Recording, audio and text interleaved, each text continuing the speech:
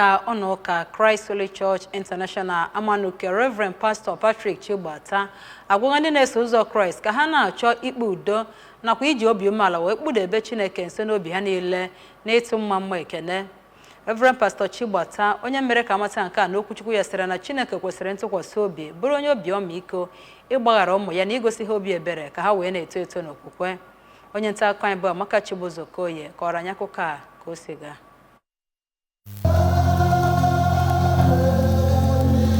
Reverend Pastor Chigbata onye nke bụkwazi onye district priest nke Christ Holy Church Amanuke District lụtụrụ ndị na-eso ụzọ Christ aka ka ha na-amụ akwụkwọ nsọ ma na-etinye ya na ihe ha na-eme kwa ụbọchị ka ha wee bụrụ ndị na-ebi ndụ nke ọma ma mekwe ihe kwesịrị ka ha na-eme n'ụzọ kwụ ọtọ. N'otu aka ahụ ka onye ụkọchukwu nọ na Holy Trinity Anglican Church Amanuke bụ Reverend Kristi gwara ndị nne na nna ka ha na-eduzi ụmụ ha n'ụzọ nke Kraịst ma na-akụziri ha okwu nke Chineke site na mgbe a mụrụ ha. Reverend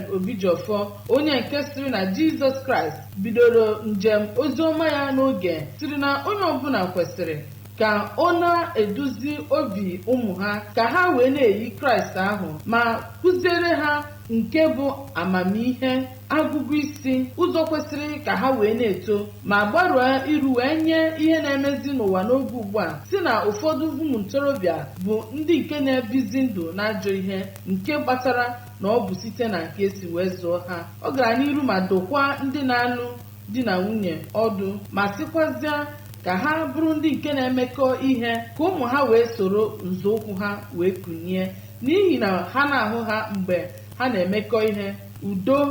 ọganiru, ịdị n'otu ga-abụzi nke ga na-apụta ihe n'ime ndụ ha ma sị na ọ bụrụ na emete ya ọfụma na ezinụlọ na ụwa gbaa gburugburu ga-abụzi ebe obibi. Abụ m Amaka Chibuzokoye